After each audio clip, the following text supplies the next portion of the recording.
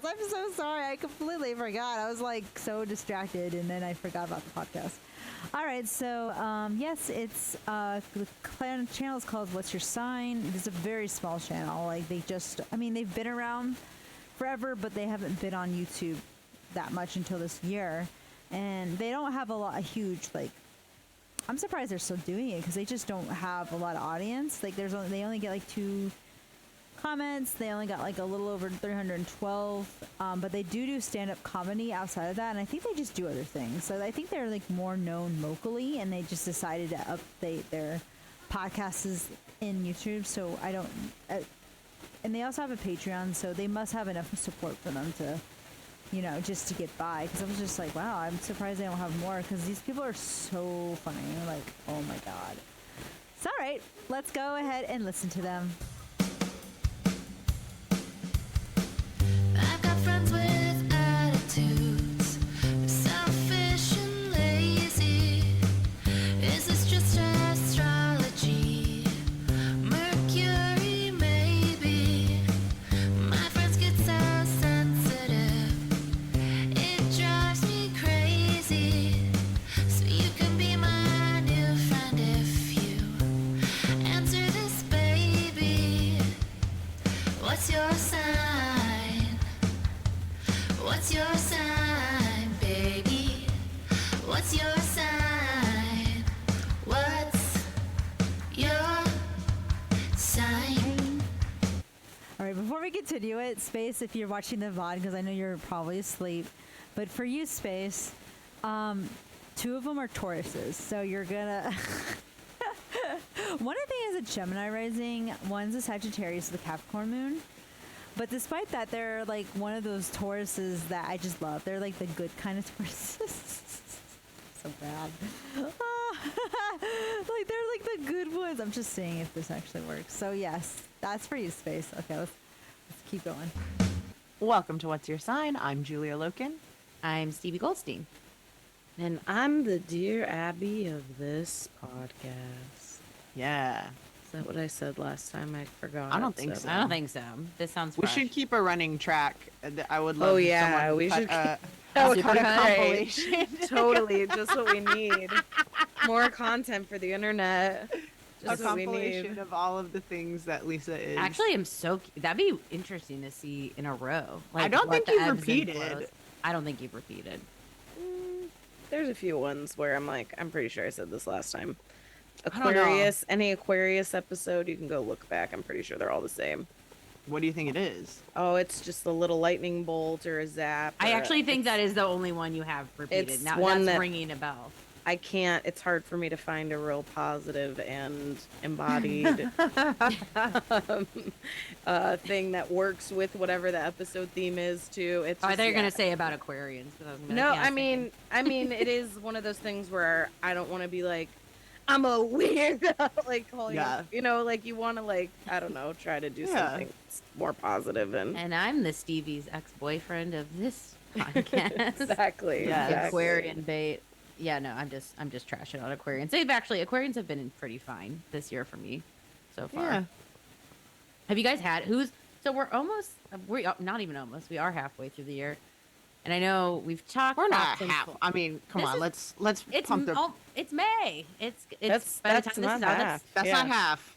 oh my god. Come on. Almost half. I mean, I- 5 is half- almost 6.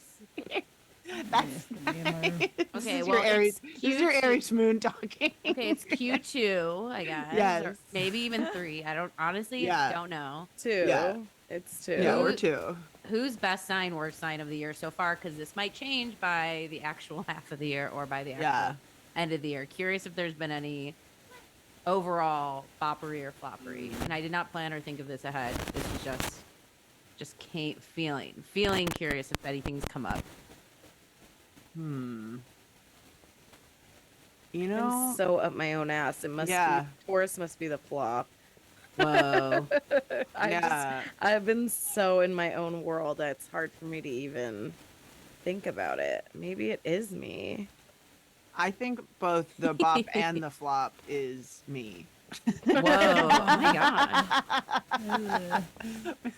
But it is, yeah, I agree. No, I agree. I'm like, honestly, I haven't thought about any other signs. I mean, All I right, have. so I've thought Sag about and like, Taurus are I've really thought taking about, the I have lead. thought about other signs. I have thought about other people, but not, there hasn't been any like, Standout repeating. Actually, Yeah. you know what? Actually, a Pisces did me really dirty recently. oh, okay. And so I am going to go ahead and throw it out there, even though I rarely ever talk shit on Pisces because I think it's karmically bad for you. But Oh they well. really did me in a way that I was not ready for. Wow. Uh, Okay. Well, Okay. sign me up for karmic hell with you. Because they're also on my. They've been water. They are. I'm pretty off water. I've been off water since the end of last year. Make it It's- sparkle or don't make it at all. Yeah, I mean, Brought to you by San Pellegrino, little cans. as someone that drinks 6 ounces of water a day, I've been really off water. Literally in the signs. Yeah, I'm just off. You know, these water signs lately just so they think they're so emotionally tapped in, and I just don't buy. I'm just like calling BS on like the water signs. I think they have a lot of emotional learning to do, but they think they've already done it, and that's my water read, and that's all I have to say. So I haven't changed too much since last year. I'm very anti-water and pro-fire at this point in time. Anything could change, but that's where I'm at. That's Saturn and Pisces for you. That's Yeah, I think I don't disagree with the read. You know, I do think that that is like a water challenge of having to like live into the life experience that they have, or wisdom, or whatever it is, you know, whatever, depending on the day, whatever you want to call it. But yeah, I mean, I'm in a 12th house perfection year, and so I feel like I'm very like, I don't know. I feel like I'm giving everybody a pass right now because I'm feeling very judgmental of myself and going like, actually, everybody's perfect. Everybody's made zero mistakes in their life. All signs are great. I'm just like absolutely a piece of shit. But that's also not, you know, that's not true either. I know, but We're all trying. Look, we're all hopefully Yeah. trying and hopefully trying and improving and open. But yeah, I think I've been trying to detach a little bit from even assigning mhm. something as a sign based thing, as even like the untangling of my own brain, like the Charlie Mhm. Day meme or whatever, where Yeah. I'm like, this is astrology is also the problem.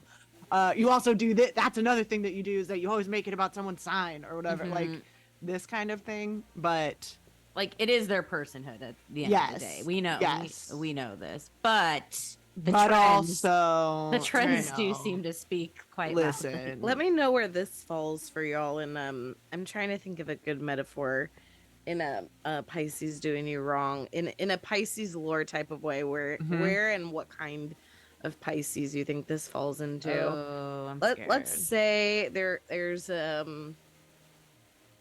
I I'm gonna lend you a book. Let's say. Okay. And you know, it's been there on our mutual calendar for the what's your sign calendar for 3 weeks. Great plug. And Yes. and every week I renew it into the next week because we didn't schedule a thing for me to drop the book off. And then week 4 comes around and I see the both of you in person. I mentioned to one in front of the other, "Hey, I have that book, by the way, that I'd like to drop off for you." Mhm. And you say, "I'm around anytime this weekend." Mm. I come by on the weekend, Okay. and then you tell me you actually don't want the book after all. Oh no! No! So they're just annoying. Like, So where in this is where the in water. This where is in the a Pisces is it? I think this is the slippery fish, can't be I thought I was helping you. I thought I was being nice. I know for 3 times now. I know you've never wanted the book. so many chances is the other So part. many chances. Yeah. On text, directly, in person. And this is obviously represents bigger. It's bigger than the book. This is already bigger than the book to me. It's No, but almost this is- not. It's no, almost not. It's almost that level. Maybe it's a little bit different. But it's the approach to everything. Like I already know this is Pisces' approach to probably everything in their life, and I'm already fuming. I think it's the like necessity to need to be kind of backed into a corner around something instead There of it just being is. able to establish, I do want this, I don't want this. Let's set a time. I'm gonna stick to this thing. I'm gonna Or- whatever. if you didn't want the book, you thought maybe it would hurt my feelings or mean Yeah. something to me Yeah, about why delay? Yeah. It's that so I had weird. read Yeah. it or whatever heck? the thing was. Yeah. I like it this is- batch yeah. corner. It's literally being the last sign, the last possible moment you can say no, which is Mhm. like, I do think there is an element of not wanting to disappoint, which then is just more disappointing. Having It's to put off also- the disappointment. It's I also use air that quotes. like that level of thing where it's like no one would ever get mad about this. Like why Yeah, would I no one ever cares. care? But about this book? I do think this is like a mutable thing that happens because I do think that there is a desire to kind of like let something take care of itself. Mhm. And that's like a putting off it thing. But there is also, I think, a mutable ability to like imagine something as going terribly wrong that I don't think Mhm. other quality of signs do. And I do think that fantasy. yes, there is like a level of Yeah, but you got to be an adult at some Of point course, and of just course. say it's not that big of a deal. I do wonder to some extent if what you're saying I don't know. I do kind of think that you do just have to you have to at some point just say like, hey, I don't want that book. Yeah. You don't need to keep putting it on Stop the wasting my calendar. time. I'm good. yes, or Yeah, just take well, I the also- book and do so like Yeah, or pretend, also bitch. think yeah. I also think in saying like things take care of I do think this person thinks it took care of itself when Yes. really I took care of it. Yes. And that's the part where I'm like, if Yeah. it's disrespectful, Yes. I don't The- know. But the this amou- that's I mean, I think there's a part of it that goes like, I'm gonna just hands off, like they seem to have It took their- care of itself. And it's Yeah. like, no, I drove No. all the way Yeah. here with your fucking book. It I did get not no, take care of that's itself. wild. The physical travel again, And is it the earth wasn't sign. close. This is hurting. It wasn't close. And it Mm, was okay. on a day off and it was it was That's not so like yeah. unnecessary. And we all, if you should be watching these episodes on YouTube with a video, so you can see that we've all held our hands up in the air at some point to symbolize Pisces in this moment. The amount of times I'm just getting secondhand former irritation from the amount of times I've had Pisces friends profusely apologize for doing like very normal friend behavior, like can't go to something or this like like the show of it gets so much bigger than the thing that actually happened, and then I just get more annoyed by their Mhm. like their like meek like I'm sorry, don't hate me, and I'm like having this sorry don't hate me convo so many times is Ugh. making me hate you a little bit. Oh, nothing. Not to me. I say, what about you not making it to my thing makes it about me hating you? You know, Oh. where does Mhm. that I know, where like, does I it don't come hate in with you. me hating you? How did that come in? I do that all the time to They're my afraid. husband has a lot of Pisces places. It wasn't Mhm. him, but Mhm. it very well could have been. Yeah. And look, listen to this, Pisces. You know what I hear? That we just want to connect with you. That's all I hear. Like that's just an honest connection. There's no hate. There is no hate here. So if you're Pisces listening, thinking, "Oh, these what's your time people hate me," I mean, these actions, sure, these are pretty annoying. But also, it's just like there's no punishment. I think like there's always this fear of like some reprimanding coming, and maybe it's the past life Pisces Mhm. rooted in spirituality, which can also be really rooted in back to karma and those things of like, oh, now I'm bad. Well, but I also when I view it in from hindsight, which I'll never. I mean, is it helpful? Who knows? I think, well, maybe if I hadn't confronted the person in front of another person, or not confronted, but like asked them Yeah. about it, if they thought they were saving face for, oh yeah, I'm gonna get this book from you or whatever. I'm gonna help you with this thing. I don't know. I do feel like looking back, I'm like, oh, okay, it was in all of these ways that they felt uncomfortable. which I would have never known unless you could have texted me directly and said like, hey, I'm no thank you or whatever. Yeah. Yeah. Well, time's not real to them, and neither Yeah. is these ideas of you traveling to bring an actual physical object to their human bodies. So, like, it's just like a net loss at that point. Which, Yeah. hey, Pisces, stay puzzling all of us at the end of the day. Speaking of fantasy, 'cause I have to talk Oh, about yeah. it. I have to talk about it before it leaves my brain forever. But I went to Disneyland for the first time, and it's weird. Like, that's my main recap is it's weird. It was for a wedding. The wedding could have been more Disney. I will try to not reveal too much in case my sweet cousin happens to listen to this his wedding related episode. Wedding was great. He's obviously my cousin's a Disney annual pass holder. Like, is a Disney adult. I don't even know if he fully addresses that he is, but like the context clues are there. Yeah. that he is for. I mean, the You're a wedding's a pass Disney. holder, you're one, right? Yeah, and like, hidden Mickeys and like, yeah, like this is all the stuff. I guess Yeah. before I give my dissertation on the fantasy that is Disneyland, you guys have been. Yes. Okay. And you like it? Julia's a Disney adult. I'm a recovering Disney She's adult. reformed. Yeah. But Okay. it was because I will say this. I feel like I was like a Disney adult by default.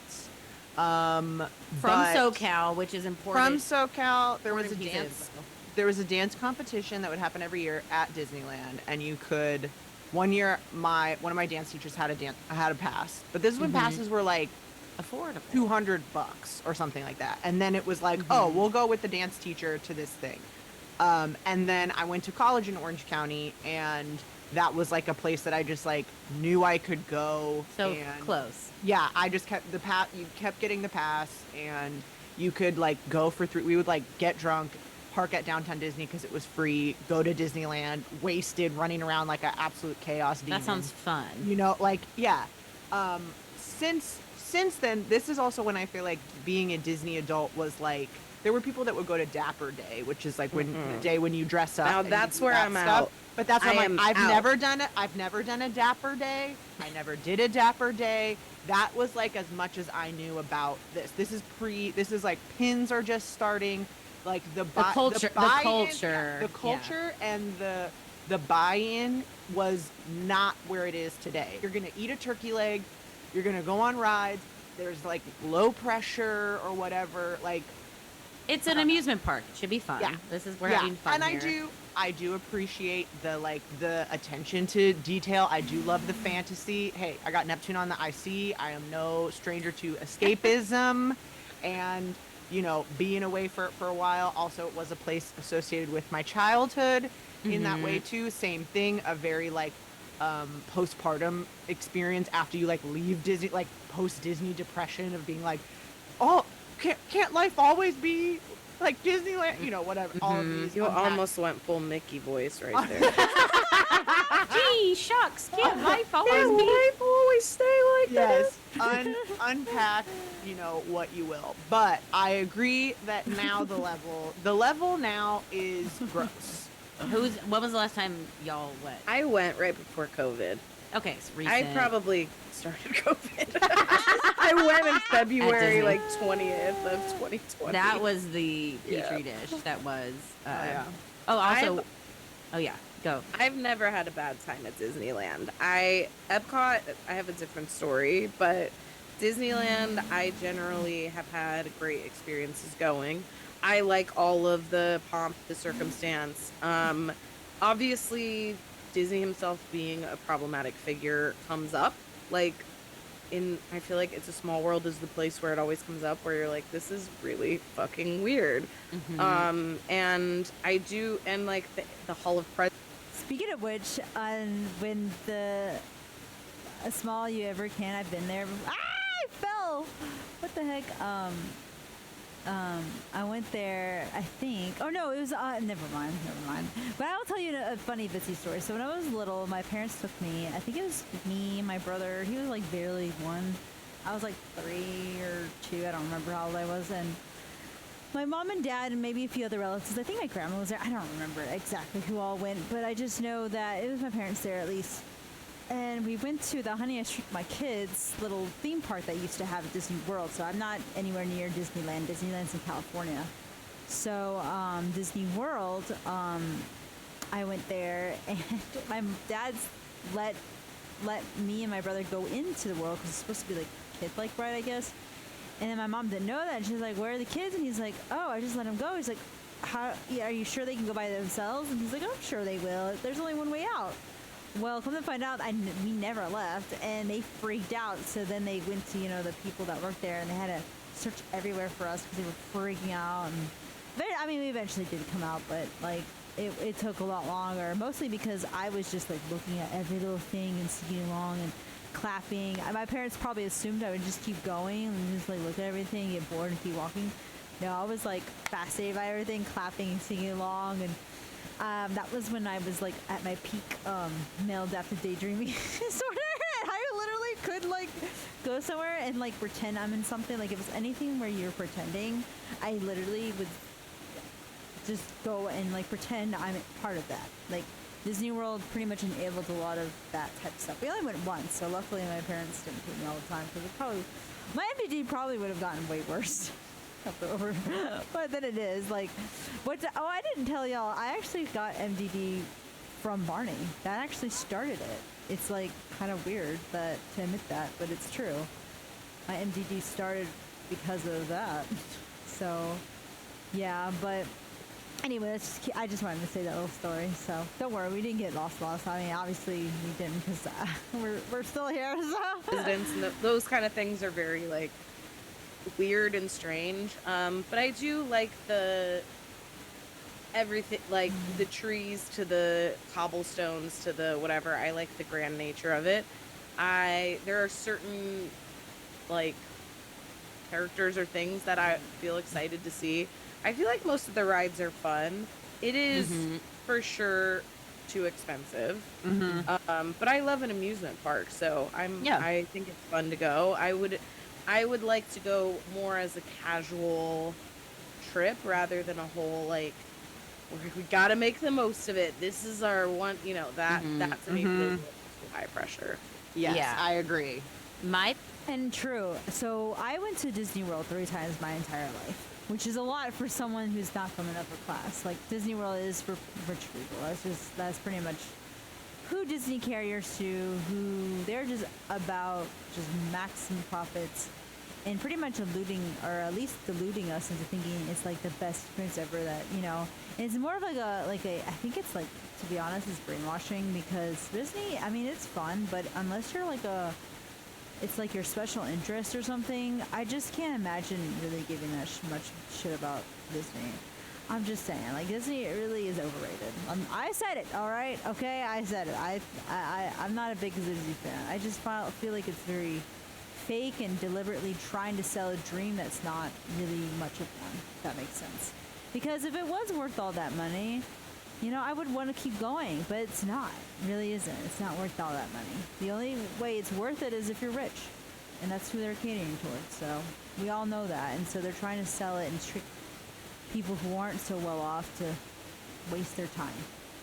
Yeah, I know I sound really harsh, but yeah. But I mean, it's good. Just please make it 50% cheaper, and then I will consider it good. Okay, I'm done raging about this. Pitch. Sharks. My pitch is this. Disney, I like they have the nights, the theme nights. There should be a theme night for, we like Disney, but not like that much. Like, I want to go with the normal people would be my pitch. It's like, hey, no one's wearing a shirt.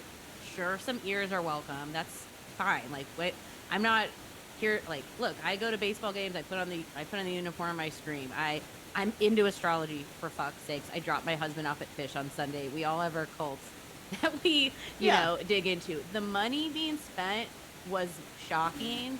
And then the thing that I felt, and I love, love rides. I laughed my ass off. Inner child was healed. Lots of giggling. Like, love whooshes, love splashes, love logs, love this ride that we're doing. I was just kept noticing. I'm like, okay, everyone wants to live in a walkable community. Okay, Jungle Cruise is showing you different parts of the world, but yet we still end up at Anaheim minimum 8 times a year and don't go to see those places. I felt like a little. We did 2 days, and the first day was just pure fun. We were with more people on the first day. Like Pablo's brother happened to be at Disney the same weekend, so we got to go with his brother. My cousin had time before the wedding, so we had more like group energy, which was good. The second day when it was just me and Pablo, which I love to be with him, don't get me wrong, it was like waking up and seeing the person you slept with. Like the next day at Disney, I was like, oh, we're back. Like I felt fine or satisfied from one day. Like one day was more than enough. Second day was just a little too like the lights are on, I see what you look like. And yeah, just the outfit, it's corny. Like I don't know how, like I had bought ears, you know, I'm having fun, but the corniness, the money, and like I don't know, it's like it's the same. We hear this in LA a lot from like people who live in typically gated communities of like, I just wanted things to be clean, and I love how clean Disney is, and it's like that just feels like a metaphor for something racist at the end of the day, where it's just like I want to live somewhere gated and clean and where everyone knows where everything is and there's no surprises, and it's like the number of people I feel like Anyone like that either is very OCD and, you know, or, you know, so I understand if that you have OCD and that's a huge thing for you, cleanliness. I know that's not all OCD people are cleaning people. I know that, but I'm just saying if it's like maybe more of that and just in general, you're just very picky about stuff, that's one thing. But when it's pretty obvious that you're very hella entitled, privileged, and rich, and you're just like, I just don't want to do anything. Like those people, even my parents, there's no offense to my parents, I love them to death, but they're a little like that too. And I'm just like, I could tell a class difference. They're so right about that, because it's like, it just comes off as elitist. That's probably what they're going to say, but like, it's just like, okay, you know. So anyway, I totally agree with you. There is an air of like snobbery in it, like elitist, classist air to it. Maybe it's not intentional, but it feels it. I understand that feeling, that icky feeling, that bougie tourist feeling that nobody likes. Now I get why you don't like tourists, Jace, because that's a part of tours I do not like. I think it's rather superficial and vain. It makes you look fake, makes you look unimportant. I'm sorry. I know I'm being really harsh, but sorry, you're not that important, bitch. Okay, we'll keep going. Growing up, like you would get the like Disney catalog or whatever, and I remember like looking through as a elementary schooler, going, it would be so cool if everything was Disney. Like, I want to get everything Tinkerbell. I want to get everything whatever. You know, again, Sag looking through a catalog. Transport me to this life. But the number of people that actually had that, I feel like were few and far. If you went to someone, if you found someone who actually had all of the Disney stuff, the whatever, it was like pretty, you know, who's unusual to blame? And over the top. Now every person there is wearing like head to toe Disney shoes, Disney bag, different ears for each day, different Disney long sleeve, which again, cute. I think they've also upped merch. They've also done all of these things too. Like, I understand why, but it just is like doesn't have like it's you know who's to blame for this is Etsy. Because every time I was in line with someone and like the conductor of the thing would be like, oh my God, I love your custom. You just named all those items there. They'd be like, where'd you get it? The Etsy. I got it on Etsy. Like so much just like Etsy. And look, I get it. Etsy is a place for makers and it's a great place to sell. I'm just saying we should get into some Disney merch is what I'm ultimately pitching. Seems really lucrative. At the end of the day. Like, wow, shelling out the money, the wallets, like, just super down. I'll also pitch to you going on a weekday. Yes. In a non. Well, I mean, I don't think having Etsy is it. In fact, that's probably smart, and they probably save money because it's like Disney pay or like has inflated prices because they can get away with it. They're like a mega billionaire company that don't give a shit. They're like, we're gonna go with the money is family friendly. Sell you a dream, blah, blah, blah. Obviously, I don't think Disney's going to go anywhere anytime soon, but I do kind of hope that Saturn and Pisces will kind of humble them a little bit. That's all I can say. But anyway, let's keep going. In peak time, when we're not near spring break, when we have because It's not. It's. I know that this is gonna sound like coastal elite and classist, and it's okay with me that it sounds that way because I think every single city has their version of this. But it's like it's a crowded Walmart at some to some You're- degree, where it's like Yeah. there's too many people from too many different walks of life and too many different, like, everyone has a different objective, and everyone's like, some people are trying to rush through the park, some people are trying to enjoy and savor and whatever, and it's like it's crowded, it's uncomfortable, people are exacting their will on others in ways that are unacceptable. And so it is tough on a weekend. It's almost that feeling of like being in an airport or something where it's like, Yeah. I love the Yeah. diversity, I love but it's like there's no culture coming from it. It's an airport. It's like, yeah, there's people of all different kinds eating at Chick-fil-A, but like, does that change? Does that make anything better? No. I Yeah. appreciate you bringing up the coastal eliteness because now I can dig into my real comments on Disney now that this has been declared a safe space, which was the first day, which was Thursday, 420, Blaze It, peaceful, so great. Also, first day before Mercury retrograde. Next day, Mercury retrograde, Walmart experience, 100%. And was it diverse? No. I like it was pretty. It was my. I mean, my there's old and husband young. was like, there's my brown husband was like, this big is and quite small. white. There was I was really wanting to give out some vitamin C serum, and like by Oh, the yeah. end of the by the end of the weekend, I was just feeling like, oh man, like, yeah, I don't know, but that's any like carnival Yeah. park. Mhm. You're just And I gonna do see think there's the a United big, States for Oh. what like, it is. breadth of different people of different, like, social class, which is, I guess, what I was thinking of, where it's like it's one person's entire, like, savings and gone, like, they've gone and saved up and Mhm. it's a big trip, and to another person it's like they're wiping their ass with $20 bills and it's Disneyland, so it's Yeah. just that, like, kind of diversity is Well, what I was thinking of. It was You could just even the get theme at one park. point like half day ticket. If you went in the Mhm. afternoon, you would get like a cheap ticket because you were going and you weren't getting a full day or whatever. Like it wasn't always as Mhm. Like a money Yeah. grab. Yeah. yes. I mean it's always been, I think, more expensive, but you always, I think, felt like you were getting that in the it's clean, it's more artistic, there's like storylines and the animatronics, and it is Oh, like, yes. again, not to say that this like outweighs all these other things, because it's like really, I went last year twice actually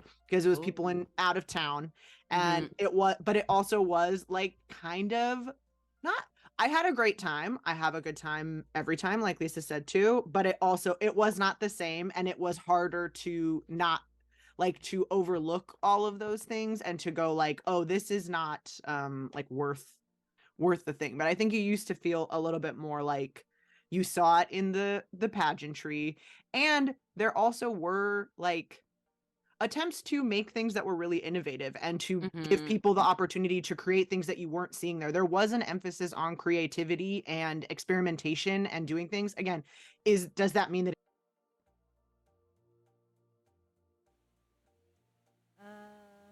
Okay, so I'm having a problem with the mic. I don't know what's going on.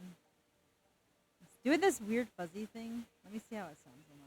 opportunity to create things that you weren't seeing there? There was an emphasis on creativity and experimentation and doing things. Again, does that mean that Okay, so I'm having a problem with the mic. I don't know what's going on. It's doing this fuzzy thing. Let me see. opportunity? All right, so give me a second, y'all. Let me turn that off. So you can't hear me very well because I'm trying to fix the mic. I'm sorry if it had a double audio.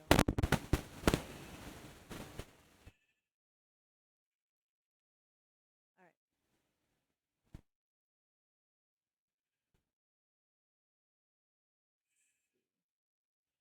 Okay, how about now?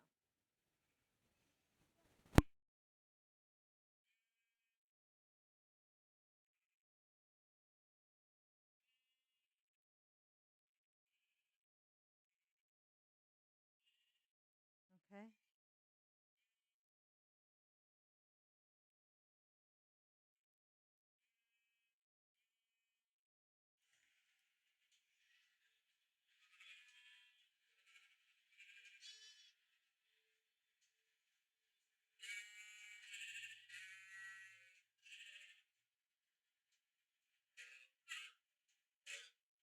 All right. It's a little bit better, I think. I'm not sure why I was doing that. It seems like that for some reason, I guess.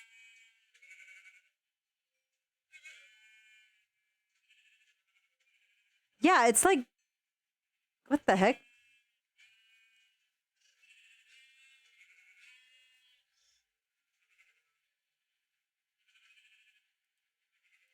Is it good? Okay, that was weird because it was like not literally. I haven't moved it except like moved it slightly so I could calm down. I think I accidentally had it in the wrong side. So I have no idea how much you've heard of everything. So I'm gonna have to turn off the mic because it's so loud for some reason. It's just weird because it's like, okay, let me actually, I have a better idea. I'll have to just turn down the audio on my headphones and see if that helps because it's a little bizarre that it picks both up because I have my headphones on. So it shouldn't pick up double audio. So I apologize if it was annoying.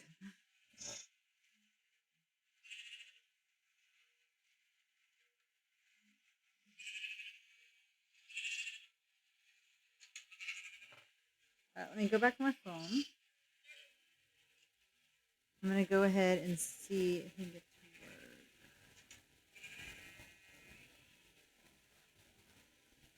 to work. Oh no! I freaking got off my phone.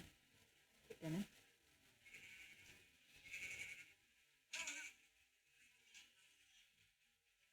Alright.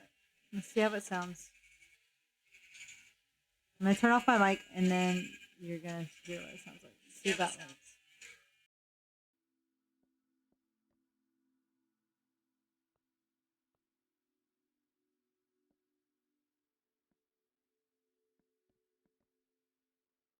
It actually was in all of the ways that we know now systemically are not, of course. But Mhm. but there is still some, like, I don't know. Look, it's Yeah. quite gay in my opinion. I was Oh, yeah. happily surprised how gay it was. Like after seeing all the animatronics pirates, I was like, this is camp. Like this is Mhm. pure theater. I mean, I love Waterworld at Universal. Like I like a show. I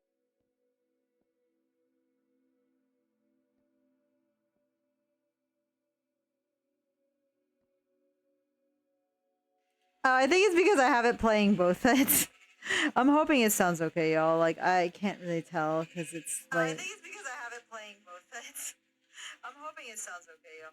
Yeah, I'm hoping it sounds okay. Like, cause I can't really do anything. I have everything off. I even turned off my mic, and then I was probably capturing the audio from my phone, so it's doubling. So I'm assuming. So I'm gonna go ahead and we're gonna go kind of back a little bit, and then I'm gonna just mute my mic for now because even though, yeah, let's see how that sounds.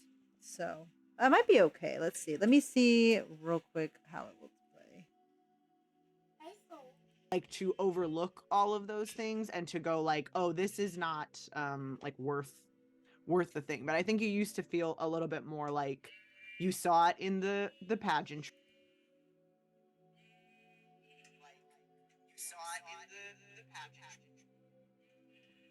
Okay, it's still echoing. I don't understand why it's echoing so much. That doesn't make any sense. Because like unless their audio is just so loud, I can't really understand why it's so like that. Okay, let me try again and then see how that sounds. So you're gonna have to stay alive for a second. 1 second. It's clean. It's more artistic.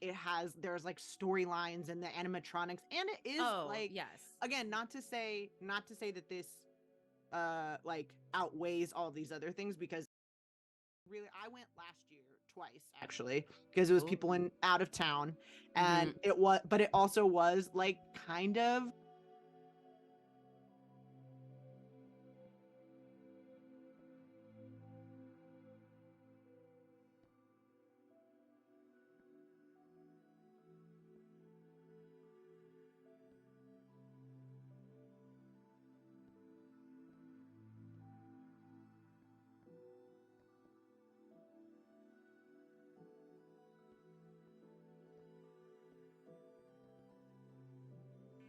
Oh, I'm sorry. You couldn't even hear me. All right, so I'm gonna use the desktop version real quick. Oh, I'm sorry. You couldn't even hear me. All right, so I'm gonna use the desktop version real. All right, so you're gonna hear a lot of audio. So sorry. I'm trying to figure out what I need to do to make it all work because it's really annoying that it is. Okay, so I'm gonna turn off all the sound in here. Maybe that will help. Because I didn't realize it was doing it until I checked again. I should have checked and I didn't think about it. I was like, well, it was fine last time. You know, it's like my thought process. You can't really hear anything in the game, so that's okay. Okay, so we're going to try again. And hopefully it won't be so bad. I'm wondering if it's just the way everything is listed. I don't know. I turned off all the stuff. Let me turn off Spotify. Overcooked. Maybe it's just a bunch of other factors I'm not considering. So let's try this again. And then, yeah. So try again. I'm going to turn off my mic again and see if it works. Not I had a great time. I have a good time every time, like Lisa said too, but it was not the same, and it was harder to not like to overlook all of those things and to go like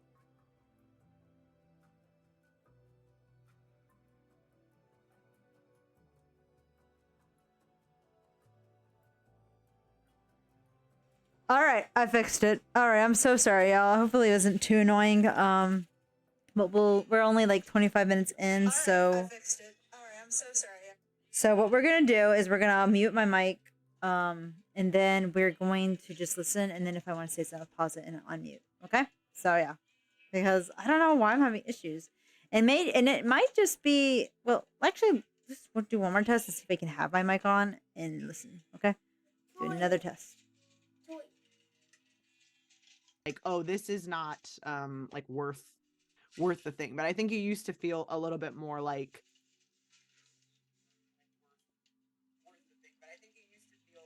all right, much better. I think it's because I had some stuff on and it was capturing it without me realizing it. It's my only theory because I didn't check this stuff down here, so that might be what happened. So it looks like we can with mic on, so cool. That way I don't have to keep listening. All right, so we're gonna go back just slightly again because I have no idea what they were talking about. They're talking about Disney and critiquing it, so very like sat on par with Saturn Pisces.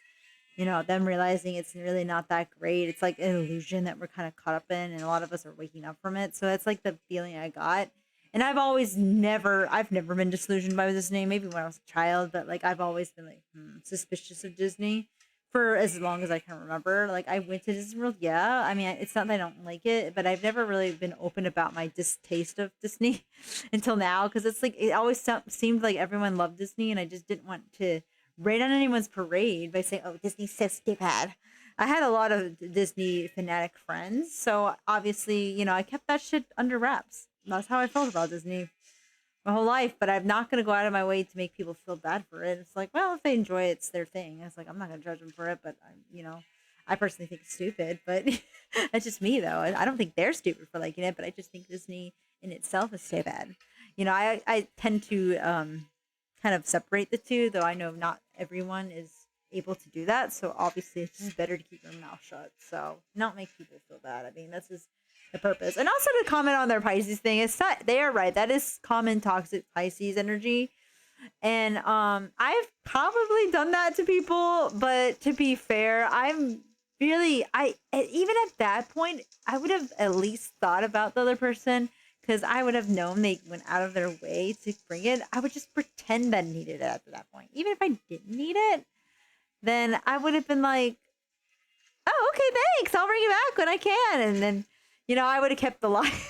I wouldn't be like, oh, I don't need that. You don't have to worry about that. And so, you know, so yeah, because I mean, for me personally, I think of the fact that they went out of their way to bring it.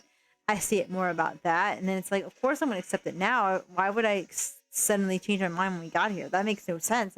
It's very, so that Pisces friend definitely needs to go because they don't really consider other people's feelings. And they probably have an air moon or something, or like an air rising, or maybe they have, you know, they're just really forgetful or something. I think like an earth moon wouldn't do that, but I think an air moon or maybe even a fire moon I would like hate on. Like Aries moon. I think an Aries moon Pisces or Leo moon Pisces would do that. Not a Sag moon, I'm just kidding. We would totally do that shit, but I just know better. All fire moons, all air moons would totally do that. So yeah, sorry, I didn't really comment because I was like focusing on my build, but I was also hearing what they were saying. But yeah, it's fair. Like that's the bad thing about Pisces. They don't really they think they're considerate of people's feelings, but don't kid yourself, Pisces. You really need to rethink that. You should humble yourself.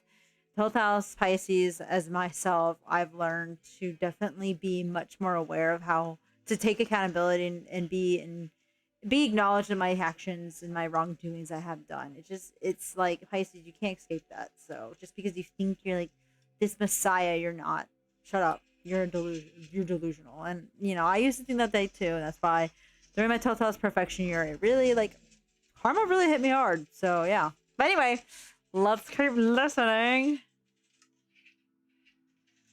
Breadth of different people of different like social class, which is I guess what I was thinking of, where it's like it's one person's entire like savings and gone, like they've gone and saved up and it's a big trip, and to another person it's like they're wiping their ass with $20 bills and it's Disneyland, so it's Yeah. just that like kind of diversity is Well, what I was thinking of. It was You could just even the get theme at one park. point like half-day ticket. If you went in the Mhm. afternoon, you would get like a cheap ticket because you were going and you weren't getting a full day or whatever. Like it wasn't always as Mhm. Like a money Yeah. grab. Yeah. yes. I mean it's always been I think more expensive, but you always I think felt like you were getting that in the it's clean, it's more artistic, there's like storylines and the animatronics, and it is Oh, like yes. again not to say that this like outweighs all these other things, because it's like really I went last year twice actually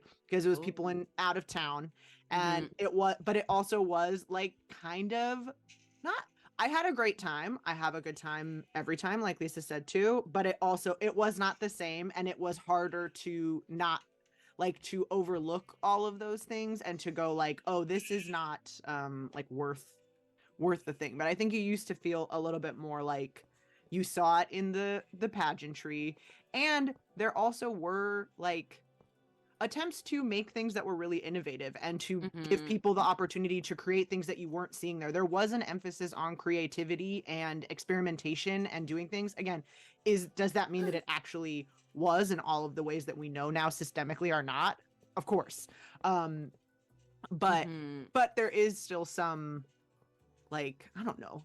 Look, it's Yeah. quite gay in my opinion. I was Oh, yeah. happily surprised how gay it was. Like after seeing all the animatronics pirates, I was like, this is camp. Like this is Mhm. pure theater. I mean, I love Waterworld at Universal. Like I like a show. I get why Ron DeSantis is so insecure about Disney World, even though he got married at Disney World, which is a very um fun fact for him.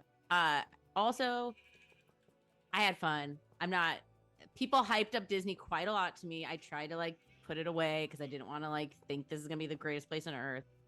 It was very fun. I'd go back in 5 years, or if someone sooner wanted to go and invited me, sure, I would go. Mhm. My destination over and over. To each your own. I think. Look, people looked like they were on drugs. They were so happy to be there. So I'm like, if that does that for you, suck it, snort it up, baby. Like, Yeah, that's what it did to my Sagittarius friend and my Leo friend I used to have. They literally ate up anything Disney to the point where I literally thought they were brainwashed. Like they were like put in like some weird factory that only Disney fanatics go, and I just happened to miss the memo. That's how crazy they were. So that's why I never was open about my hatred towards Disney. Maybe seeing them too happy made me mad. I don't know. But I honestly didn't really think it was all that, Not worth the price. enjoy that.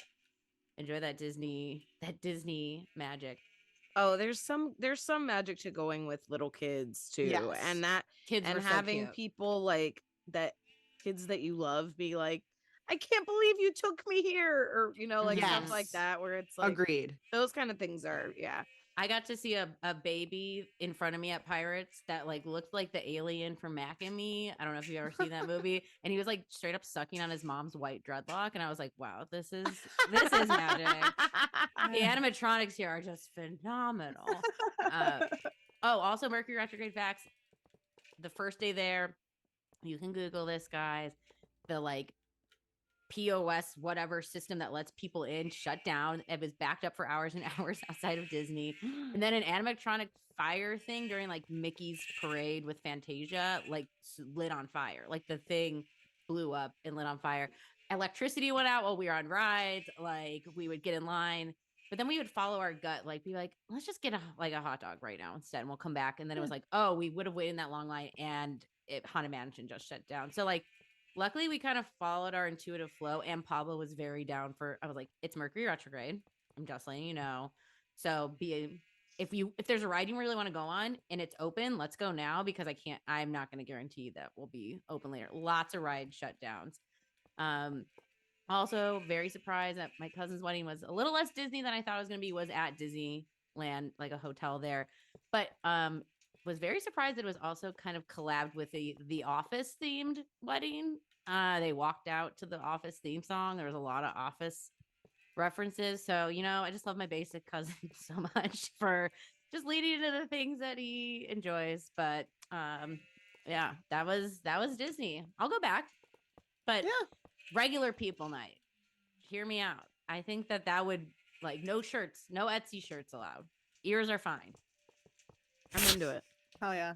You That's have a to prove Taurus that you thing, don't isn't go it? often too. Like, I want to see like some way we'll figure You out. some cannot Dis- have a pass. You no call it. passes. Yeah, never mind. I can't even think of a good one. But I was like, you say the names of things wrong or whatever. Yes. No, like I will get the. Oh, that was the thing. If you point out a hidden Mickey, you're get the fuck out of here. Dude, my cousin for his wedding dessert was like, because before his wedding, I was like, are you guys gonna like do Disney choreography, or like is Mickey gonna be there? And he's like, well, there is a special thing from Beauty and the Beast, and I was like, okay. Okay. And then flash forward to the wedding, like it's like there's Disney shaped things, but no character. I'm like, where's Yeah. the Disney stuff? Wait, let me guess. She married someone else. My cousin came out as a beast. He was on beast mode. No, and they're like, I was like, what's the surprise? Like, what is it going to be? And then for dessert, we got here's a Disney fan. We got the gray stuff. Do you guys? I think she's a Taurus. I know she's Taurus placement. I couldn't remember if she's Taurus, but that's such Taurus energy. I'm sorry. It's so funny though. know what the- Yeah, Mhm. try the gray stuff. It's delicious. You know what the gray? Okay. Well, you guys are nerds, and I just wanted to check that and case confirm. So we Well, have I the don't know gray what stuff. it is. I just I know mean, it's, yeah, it was like yeah. from the It's a- song. Okay, yeah, it's a reference. Like, I guess in the movie, there's a tray of Be- desserts, and then there's From some the gray Be Our stuff. Guest. He Mhm. says, "Try the gray stuff. It's delicious." Yeah. Don't believe Oh. me? Ask the dishes. Okay. Well, it was nasty, and it was mainly frosty and like red velvet. It was just a little heavy on the Okay. frosting. Looked Yeah. cool, but I was like, okay, this is for Disney people. The- Like, I don't get this, but I find the Disney. I have been to one Disney wedding, and it really was just like a hotel wedding. it was like it could have, no offense to my cousin, it could have been like a banquet hall anywhere. Just everything. We just happened to be at Disney, and there was like Disney Yeah. logos on things. But look, made a Mazel Tov. They're happy. Like, enjoy your thing. I think mostly it's because they couldn't afford it. They realized how expensive it was, but they decided to stay committed to it, even though I have a feeling they're probably gonna regret doing it. They're like, why did I do this shit when I could have just done this and had a Disney theme? Yeah, I have a feeling they'll regret it. I have to be honest, I did regret kind of my wedding too a little bit, but I wish I had done something way smaller, but it's okay. Live and let learn. And they got to go to Disney for a week. They're annual pass holders. This is the point. Yeah. Your wedding should be the things you like. So just lean in, do it up. Do and, you? Please, if you're a Disney adult, that's cool. You listen to this, and We're sorry. I'm sorry, I guess, but no, you found things you like, astrology and Disney. So The mouse. and the mouse also was sick the entire time, and our hotel room was, all I could describe was moist, like just a wet. Like, ever have like a wet room? You're just like, why is it everything wet in here? Cool life. Let's get into some Nice. listener questions. Yeah. Woohoo. It's our May mailbag. Enough of the gray stuff. Yeah, time for I guess, a different kind of gray, Gray Gray stuff. stuff. Gray matter. Are you Yeah. going brain? Okay. Yeah, or going like that's Oh, you the know, gray. life Living in the exists in the gray, gray, you know? Mm-hmm. Yeah. No, Uh, if you don't know, this is our May mailbag episode. If you are a member of our Patreon, you can write us a listener question as many times as you want, but only if you are a Patreon member. So if you are not, think about it. Join us over at patreon.com/what'syoursign podcast. We also get access to our Discord and our monthly bonus episodes on the full and new moons. So Mhm. let's Including these see. eclipses that have been going on as Yeah. well. So get right. Get in there. Okay, our first question is, can you give me some insight on having your sun and moon in opposing signs? What does this bring out in a person? What kinds of gifts or challenges are associated with this configuration? My sun is in Sag and my moon is in Gemini. Additionally, if there is a seesaw effect, how can this play out with a Gemini moon which already brings its own duality with it? Is it just a chaotic combo? LOL. This gem sag Oh. maybe just go, what? What the hell are they talking? Wait, Very, very Gem Sag. very, very, very. What is it? You having your I- sun and moon opposing signs. Well, you're a full moon baby, so that's Yes, that's what it literally means. Or one of the things that it means. Mm-hmm. Yeah, I don't know. I always think of like sun opposite moon, which, as we just said, that's always going to happen during a full moon time, maybe a little before, a little after, if it's not the exact. But I don't. I think of the sun since it is such our forward front, ego-y sort of things, and then our moon being as far away from the sun as possible. It tends to show up as like, I feel like my husband has this, and I feel like I'll look at him and be like, "Oh, do you not like this?" He's like, "I'm loving this." I'm like, "Oh, sorry, your moon is like literally as far away from your sun as it could be that I don't see your feelings as closely tied in as I might maybe see with someone who's has it closer." Now, that's not always going to be every case. I mean, Gemini moon, I mean, God, Gemini moons, this is my loving read, tend to need a lot of like verbal affirmation. They want to hear. I mean, you even asked, is this a chaotic combo? Like, no, you're fine, sweetie. Like, it's okay. It like it that works. But I think when the sun or Yeah, and I get that too. I think sometimes, like, yeah, I agree with her too, because I actually know someone that has this combo, and they don't seem chaotic at all. But I definitely think, because I have the Moon Mars combo of opposition, I don't have the Sun one, but I can say it's like it's chaos, but like chaos through like very, very weird memes. We're not consistent. It's more like not so much chaos. It's like we're not consistent. We're not very fixed. And unfortunately, I run into a lot of issues with fixed signs because of that. Due to the fact that I can't stay on topic, I forget things. I'm very forgetful. I can't pay attention to save my life. I info dump or I decide not to talk forever. I can literally research or do something or watch podcasts or listen to things or talk to myself for hours on end until I pass out. Like I have a lot of issues. So yeah, I can only imagine what sun and moon would be like even 10 times that. So yeah. moon are so far, I feel like the head and heart can feel like really different consultants. And I think some people it's like, oh my gut, am I feeling this? Just go. I mean, I don't know the rest of the chart either, so I'm just generalizing, but I feel like that can feel like this torn feeling. It's like think of like at a dating show. Where it's like I feel like this, but my body's telling me this. That's usually how I think of with sun moon oppositions. Yeah, I think that sun moon opposition people, I mean, you're definitely full moon. So I would say you're emotional. I feel like it's and maybe that's not something people want to hear. Sorry, Cancer moon speaking. But it's the time when the sun is shining and you're seeing all of the moon. And maybe it's not an exact full moon. I don't know exactly your natal chart, but you're seeing like all of the emotional thing, right? And during the day, you're seeing all of the sun too. It's not like on those days you go outside during the daytime and the sun's gone. The sun's still there. So it's both things at like max capacity. And so I do think there's a dual nature. I don't think it's necessarily the same thing inherently as the Gemini moon of itself. I think it's more of this kind of self and other and feeling an identity. And I think there is definitely a ability, especially with it, the moon being in Gemini, to see all sides of an issue. And maybe that makes it harder for you to like, it may make it easy All right, so I don't know how long. I guess we can play this until about 6ish, and then I will switch to the next game. So it's going to be over an hour because we had so many issues with the audio. Sorry about that. I was hoping that we would just listen to this for about an hour, like, and and then so the rest will be Tears of the Kingdom. It didn't work out that way, so sorry. But we're gonna keep listening because it's really not that long. We only got we're all over halfway through the stream now, so or the podcast. So we might as well just finish it. Probably be done before 7 or before 6. But yeah, so we'll just finish it and then we will. Yeah, I will figure out the rest. I have to even highlight the other one. So yeah, okay, let's keep going.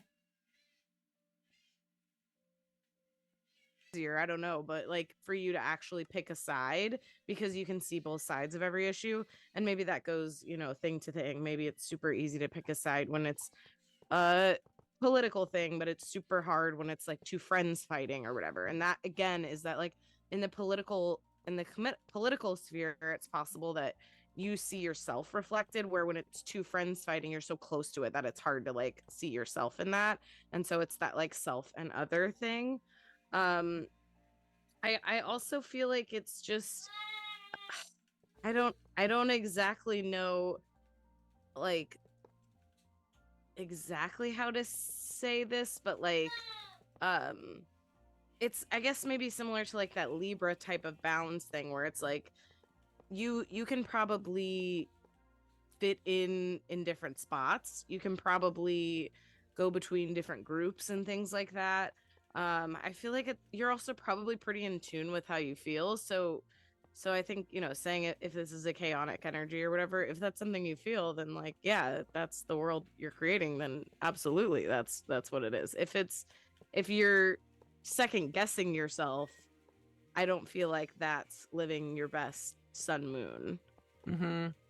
I think that there's an idea that we are like, I think sun moon, if we think about it, the moon is changing and moving and fluctuating all of the time, but we also kind of want in balance to our Sag sun, which I think is a little bit more, you know, singularly focused or like philosophical in that way, where it's like big picture, kind of like the details fall away, whereas Gemini is about, detail, fact, information, all of that sort of thing. I think that having the moon there, the moon is going to be picking up on all of these little things, whereas the sun kind of wants us to have like a big broad idea about who we are and what we are.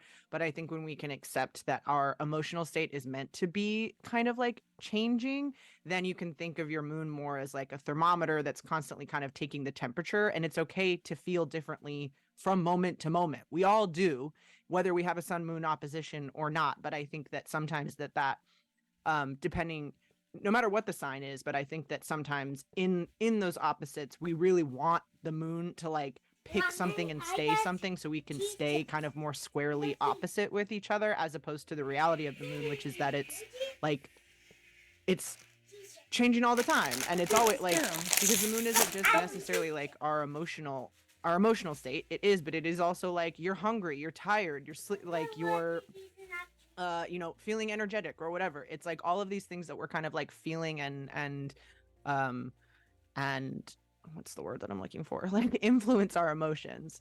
But I also think that Sagittarius and Gemini to me are one of the most like compatible oppositions that exist. I think most oppositions actually are like fairly compatible, but I think less that they are opposite or like at odds with each other, and more like Lisa said, that you're kind of going to see things from all angles. So while you can kind of talk yourself out of what you're feeling, it's more, I would encourage you to think of it more as like a very highly tuned like measuring device, especially in an air sign, especially a Gemini moon. I think Gemini moons are very like, they're picking up a lot of information. They're not necessarily feeling all of that like in a physical way or in an emotional kind of way, but it's very much like, oh, I'm feeling this, I was feeling hungry today and now I'm feeling not hungry today, and I'm going to be feeling hungry in an hour, and I'm blah blah blah. Like, they're able to articulate it, and I think that sometimes makes other people feel like they are chaotic, but really we're all like changing that much. We're just not always necessarily expressing that kind of change that's going on. Mm-hmm. Yeah, it's like you're getting both the gifts from that I polarity. And I agree. Just to add to what they were saying, opposition. My son has Libra Aries opposition on the sun and moon. So I remember the astrologer that read his chart mentioned that this could bring a bit of like it signified to her that both the father and the mother are extreme opposites from each other, which is interesting because me and Bon have a lot of similarities, but I think it might have something to do with their moons. Like Bond's way of thinking is very different from my way of thinking. He thinks more of like the old way, like the status quo, legacy, there's certain things about him that's very different from me. I'm more like, I don't, I'm a neurodivergent. He's neurotypical. I think sex is whatever. He's always horny all the time. I know I shouldn't say that, but I'm just saying, like, it's like, he doesn't understand why I don't have, the drive like he does. And I'm like, that's just not me. So we do have similarity attributes, but it kind of manifests differently. So I'm thinking that maybe that's how Quinn ended up having an opposition. He was a full moon baby. So yeah, and that whole pregnancy was really tough, and the delivery was the toughest I've ever had in my life. So that's probably part of all of that, all just kind of together. But like, just to comment on the Sagittarius, the person that was just talking about describing it more. She seems a bit more preppy, or not preppy, like more like what's the word? Preppy's not the right word. Happier. Like she's very typical Sagittarius energy. She's got a cat moon. So she sees things much more like how my husband sees, very practically, versus like having a fire moon is very tough because it's like you are constantly at odds with your feelings because you feel extremely about one thing, but you feel sensitive by another thing. Like I can get angry and overly sensitive really at once, and it's really annoying. So a lot of times my way of coping is just not dealing with it. But to Earth Moon, they're like, well, why don't you just confront it and get used to it? And like, there's no getting used to it with people like me, Bond or whoever saying that. It doesn't work that way. And I guess to them, they can't understand that because they've never walked, they don't know me. They don't know how I process. We all process our emotions very differently. Earth Moons tend to process it more logically, similar to Air Moons, but I feel like Air Moons are kind of flighty about their emotions and they can't necessarily deal with the repercussions of them, if that makes any sense to any of you. But yeah, I was just kind of like, yeah, I see. But yeah, so I'll keep listening. That's all I wanted to add. like getting that, the sun Sagittarius is like, your main OG guy, but then in the, waiting in the wings far in 180 degrees away is a Gemini moon that might see the small things when Sag is thinking of the big things, those things we think of with Sag and Gemini. I also thinking now, I mean, I don't know your rising, but like, let's say, for example, your sun's in the second house. So that means I know your moon's in the eighth house. So I think it's like a good reminder of when we might focus so much on one thing too, like sun in the second house and Sag might be really industrious or wanting to make your own money or like be an entrepreneur, reminding us that with Gemini moon, which is very much about connections, say if it's in the eighth house, that it also, we might need other people to help us out. And it might not just be our only show. So I think it's like, since they move in tandem, it's always going to have that, well, why not try it this other way too? Because they are connected on these, not only polarity axis, but these different house axes as well. Mm-hmm. I think. And then we can talk about the seesaw in a bit too, because I know that's brought up. I think in going with that too, like you have to remember that the transits are happening to both of them usually. Mm-hmm. And so that is another thing that might feel a little bit like tough because, you're getting T squared or you're getting a conjunction and an opposition together or you're getting, I mean, I guess not every single aspect is going to aspect both, but especially in those harsher ones, like it is going to hit them both. So that's something to keep in mind. And I'm sorry to cut you off there. You're good. I think you just mentioned about seesaw duality. We did an episode on chart years ago. But when you mentioned seesaw, that was fun. Yeah, but it looks like a seesaw. Like a cluster of seesaws. Not a sleigh where it's all spread out, but it's like, yeah, it's like almost having two kind of conjunctions. So I think too, you mentioned the duality. I like usually when people are asking questions, it's like if you mention that chaotic, I think it's good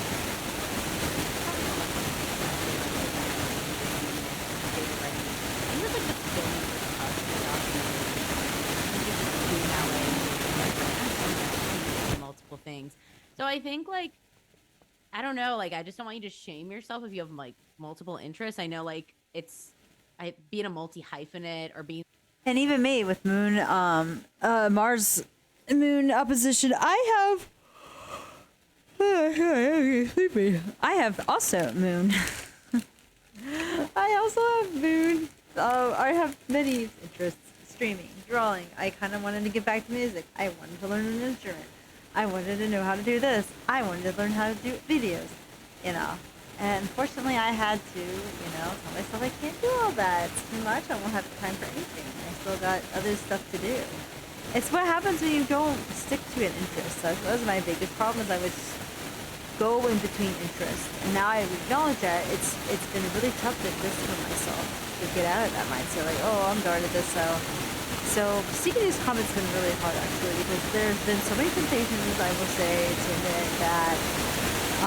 There's so many temptations to just abandon and just kind of go and do something else. Like, oh, this could work, blah blah blah. That's something to do. Like, something you've always wanted to do since you're young.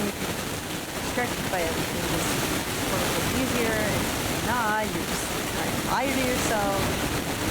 Yeah, so that's why I can't stay committed to anything, because I usually do this. Very much ADHD. That's that ADHD side coming. Obviously, so it's just part of how I am. Like, I get bored of things pretty quickly, I try to stick to a lot of things. And I get sleepy, like I'm getting sleepy now. But yeah, I try not to get sleepy with but there's a lot of things look down on, especially like everyday like society where like crazy. There's like any job and TikTok that exists. Like there's like some influencer plumber out there just like killing it and being like hyper specific. But that's not all of our journeys, and so I think just appreciating that you can do more than one thing. I mean, I think those people who are hyper specific, maybe they're really Capricornian, maybe they're really conducting, might want, wish they had maybe some other side you can explore. It doesn't mean you're destined to only do what your card says, but I think, yeah, like when there's like considering the other, which I think is like really beautiful to have. So yeah, you're weird. Is that what you want to hear? You want to hear that you suck? That your signs are bad? Well, there. Well, go somewhere else, because we're not here for it. I mean, not that. Playing us your speak on Comedy access? Cool. Yeah. Well, you're a Patreon member, so thanks for submitting. Well, maybe you could be for I want to know the rising. I want to look at people's charts. We can do that. Shall we answer the next question? Yes. Our next question comes from Kendall. Hi. First of all, love you guys. Putting me to the Patreon/Discord, but having a great time. My birth info is October 16th, 1995 in Dallas, Texas. Do we want to keep that out? We did talk about this. Okay. My name is Kendall, but most of my friends call me KB. I'm wondering what you can tell me about the role of Scorpio in my chart, specifically in terms of my love life. My Venus, Mars, Pluto, and Midheaven are in Scorpio, and all of my Libra placements, Sun, Mercury, Chiron, and North Node, are in the 8th house, which is ruled by Scorpio, right? For context, I date a lot and typically have great dates on both sides, easy conversations, fun hookups, etc. But so far, nothing has stuck. LOL. This might not be an actual question and might not have anything to do with Scorpio, but was just realizing that my Scorpio intention might be something. Wondering your opinions. Yep. Okay. Eat your dinner, so I'll let you have the next one. Also, He had his dinner somewhere else. Great member of our Discord Patreon community.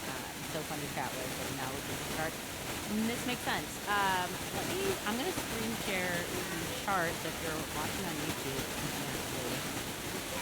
You can take a peek of the wheel. Yeah, you can. Pulling out this Libra sun, all the Libra stuff I mentioned. Cancer moon and You see the chart. right. So, what was this? Is Well, what was the question again? So, Scorpionic the energy. role of Scorpio, I would say, firstly, I think it's interesting that you do ask about the Scorpio, not only because we have Mars and Pluto there in conjunction, also conjunct your midheaven in Scorpio. So I mean, it is a powerful force. Mars is the traditional ruler, and Scorpio is the traditional ruler of Mars. It is the modern ruler of Pluto, and so we have two planets in their domicile. Strong, also Mars, our will, Pluto, that also another kind of willpower, power dynamics, all of those things that absolutely make sense in terms of like going after what you're wanting and asserting yourself. Mars too, in dating, fun, flirty, hookups, all of that totally tracks. And then Venus, of course, up there. But I think that it's interesting that you asked about Scorpio specifically because your Libra house is intercept. And we have Scorpio as one of your kind of like double houses. When you have intercepted houses, those ones double up. There are like two ones that you see, and so we have. Am I right or am I wrong about that? Yeah, no, I'm Yeah, also okay. like on. I know if it's. you're watching I know the video, I'm. I'm kind of pointing it out with the pointer. You can see that since we use Placidus, so it doesn't make it Yeah. equal houses. This you can kind of I can't remember who came up with this phrase. It's like an alligator's mouth is this eighth house, and it's eating that whole widget of Libra, and then the same thing down here because the houses are connected to each other. The second house, so they're getting gobbled up essentially. Aries got gobbled up, and Libra got gobbled up. Yes, exactly. So you're fucked. No, I'm just, sorry. I'm just kidding. You're fine. Also a quick aside too, the houses are not ruled by any particular signs. We do especially in kind of modern personality driven astrology, there is like a 1-to-1 first house Aries associated with those energies, but they are not the houses are ruled by the sign that is on their house cusp in your chart specifically. It's not like all of them, although again there is crossover, and we do like a 1-to-1. I believe in our houses episode we really like went in on kind of trying to disassociate from the direct house to sign 1-to-1 comparison, because I do think it's something that trips people up on houses. But houses really are only about the areas of life. They are not ruled by any planet or sign. They refer to areas of life, conditions. And look, are those areas of life very similar to the Sure. themes of the signs? Like, Yes, yeah, absolutely. And but just to say too, again, not to say either that your association was incorrect too. I just want to take that moment to it's like a technically, to technically say again. And I think because houses seem to be such a thing that people get so tripped up on, I want people to know that is how it works. Okay. Good. Back to your chart. Good reference. I mean, also like Scorpio Venus, I think is the hottest Venus. Like I'm just gonna throw that out there. Every time I look up a celebrity that just has those like they can like grab you with their eyes, it's like always a fucking Scorpio Venus person. So, but it's interesting because you have the conjunct. Let me back up. Your Mars and Venus are both in Scorpio, but they're not conjunct. They're like kind of distant. I mean, you have 8-degree Venus, 27-degree Mars conjunct by sign, but not by like actual degrees. And I think it's always interesting when we have those same signs, but they're far apart because it's like the wanting of Venus and like the needing of Mars are not aligned exactly. And we have Pluto there with Mars too, which I think when Pluto is in conversation, I know it's like not in like a relationship house, I'm air quoting with the ninth, but it's like in Mars and Venus, which we can find a lot of like personal relationship qualities with these planets. I feel like Pluto is just, I don't know. My prediction is like whoever is that person that you lock down, like you're just gonna like probably get married the next week, and like it's just gonna be like it's just on. Where I think Pluto, when I see that was in like heavy relationship sectors, it can be because it knows like if it's gonna do it, it's gonna really do it big. And not to say that I'm not a psychic, I can't say that's for sure, but it's a tendency I've seen. So like I don't know if you're wanted like if this is even you even said like I don't even know if I have a question, so I don't even know if I have an answer, but I don't know if you want to like experiment with like making someone your boyfriend, girlfriend, partner for 2 weeks and then ending. Like I don't know, like I do kind of miss how in 6th grade we all would just date and then break up and move on, and I feel like the labeling of partnerdom is very taboo nowadays, or it's like in a totally different sort of place. But you asked about like what the role of Scorpio is. I mean, it is the most visible part of your chart. And I think it is probably a thing that people really see and notice about you. And I think what's cool about Scorpio energy is their power of influence. And I think Mars and Pluto there feels very like you say jump and they say how high. So it's like using that power gracefully. I mean, you have a Cancer moon there, so there's probably a tenderoni, deep inside, and obviously lots of Venus with Libra. But yeah, I think that's there's a Scorpio is definitely present like in your chart and very seen. It might be the thing that people, it's funny because I get into this like thought a lot with like first impressions. We always hear the rising sign, but I do think the midheaven has a lot to do with like how we're also, it's very, the outside world. I don't think it gets that rap as much as the, career sort of stuff. Yeah, I agree. Imagine if that was like, that's it. And scene. Good old No. Shanu. I think that in general, I think that Scorpio's role in the natal chart is to find areas in life where we can regenerate and where we can bring dark things to light, and potentially, it has to go both ways, right? So potentially it's also a place where we sometimes, in moments of maybe not our strongest moments, we bring our light into darkness too. Mhm. And yours being in the ninth house space, I wonder a little bit about I mean, obviously long distance travel is one that comes up a lot with the ninth house, and so I wonder if this is that immersive study abroad experience, if this is someone who gets a lot of um like culture shock when you visit other cultures, or gets super immersed in it, even if it's like you went to Chicago, and I'll use an example from my own life. You went to Chicago for like 1 week and you're like trying to tell everyone where the best pizza place is or whatever. You know what I mean? Where it's like, you're not from here. Why do you feel like you're part of this or whatever?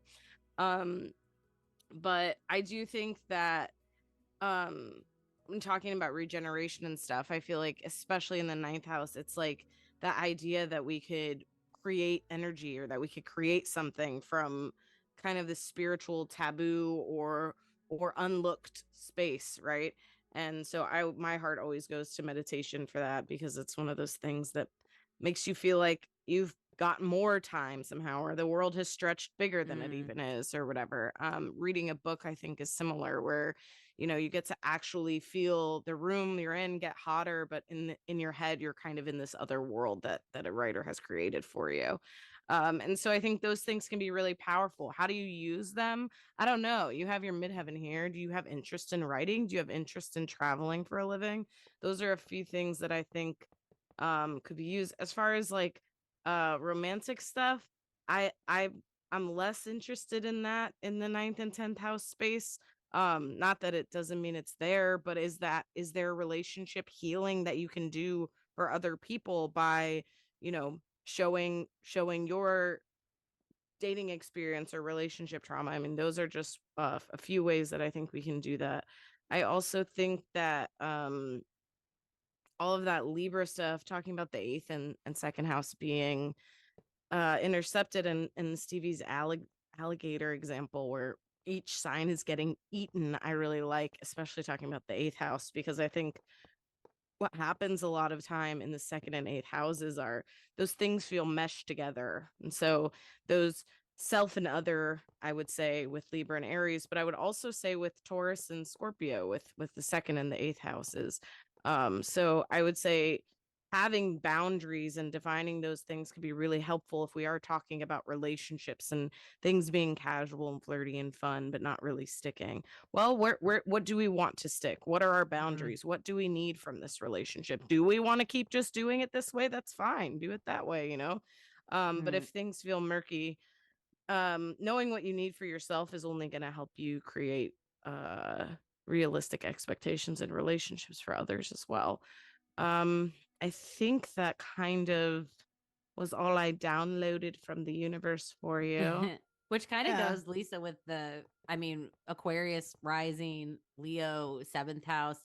Like, there does seem to be a quest for freedom, Jupiter and Sagittarius. Now, like, looking back at your question, like, think of these, oh, great conversation, easy hookups, nothing that stuck. Like, this is Libra. Like, I'm getting away from the Scorpio energy of it all because I don't think equate that was Scorpio, but like I the think Libra Scorpio though playfulness. I think Scorpio can get what it wants, but that's Master of the not game, for sure. necessarily what you actually want for something serious. And there is a Mhm. way of going like, well, I want it.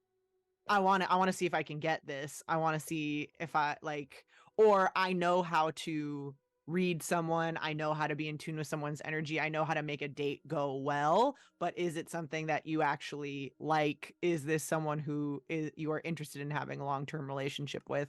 All Mhm. of those things I think are different than I am successful at dating. Being successful at dating to me is very Libra Scorpio because it's Mhm. very other focused. It's very we're tit for tat conversations here. We are the right amount of like mysterious and playful and also like seductive and magnetic, but also not like too intense. But I think that like desire for intense connection to just I think also like happen, which to me is very Mars Pluto, that kind of like in a moment or whatever. Mhm. And you also have this Moon Neptune opposition, which I think can also be a little like romantic, idealistic. This is a thing of like wanting something both like practical but also absolutely effortless and just is happening, you know? And I think that the kind of like deep enmeshed merged partnership kinds of things that happen, connection, all of that like takes time, and like you said, boundaries, establishing your wants and needs, really getting to know someone, not being just light and fun. And Mhm. I don't think that you're in any way not capable of all of that. I think it just is like a I think it means some more bad dates or whatever too, or ones that don't necessarily go as well. And I think that that's another like Mars Pluto on the MC of like getting, winning. Mhm. Mars, that's like very winner to me, where it's like being a I good was at gonna say you something, win besting dating. something. Yes, but that doesn't necessarily mean you win a relationship. Well, and if we go to the relationship sector again, which we would look at the seventh house, of course, there's like other planets we can look at, but you asked about like Scorpio and the influence of like dating relatively, and this like question on question, which we love. Um, but it's all like there's so much culminating at the sun, like that big fucking T square, like you mentioned, Julie, with the Neptune moon opposition, but also with the Uranus there with Neptune and Capricorn opposite this Cancer moon, all like, Illuminati squaring up to the sun in the eighth house of sharing with others that's already intercepted.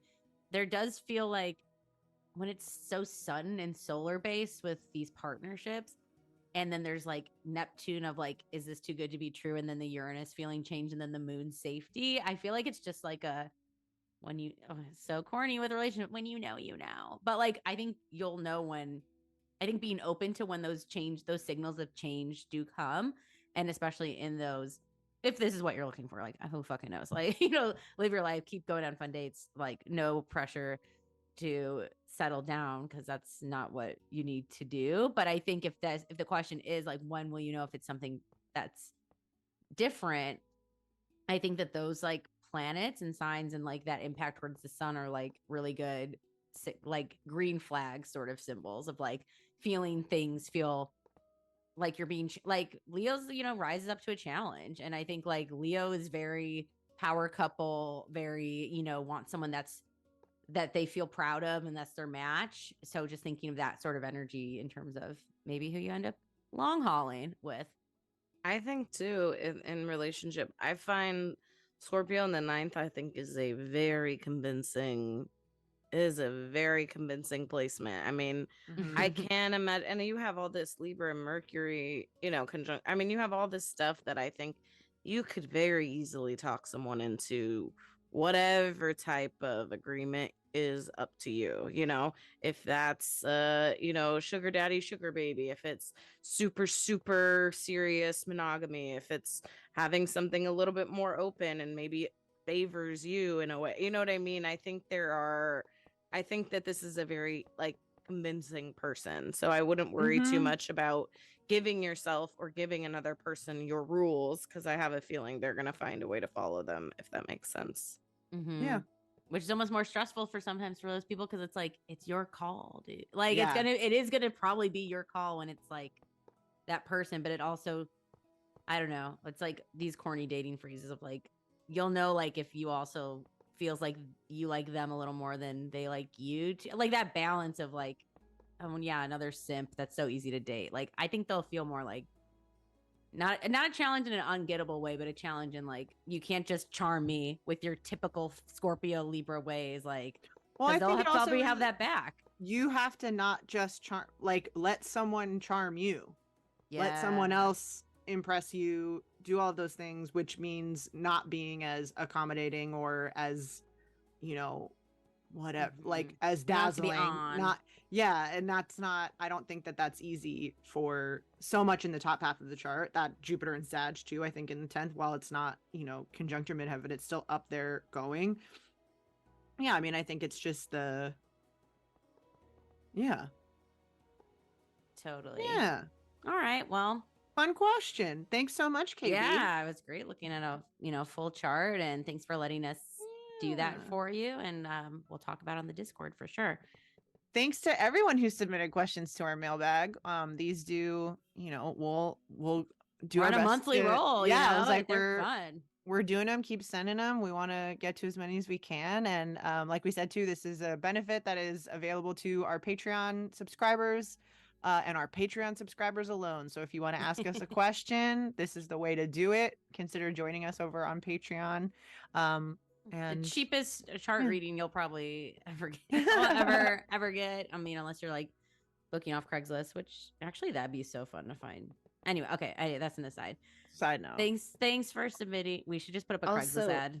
if Astrologer you- looking for astrology guests for a podcast, which is the weirdest person we can get on. Also, if you've already sent us a question, Yes. we might answer it later. So don't get Yes. discouraged. Also, feel free to resubmit. That doesn't, I don't know if we're gonna, it doesn't matter to us really. We'll still see that it's been there twice. But if you have a new question or something has gotten updated and you want us to disregard something from the past, Yeah. keep us updated. Let us know. We love chatting with our patrons. And what's great is because we had someone that had that and they just chatted it on our mailbag channel on the Discord. It was like, oh, I have an update. It's like, this is how This is look how it at all goes. y'all. This is how it goes. We Doing love great. it. We love it. Thanks for sending your questions. Join our Patreon, and we'll see you next Monday.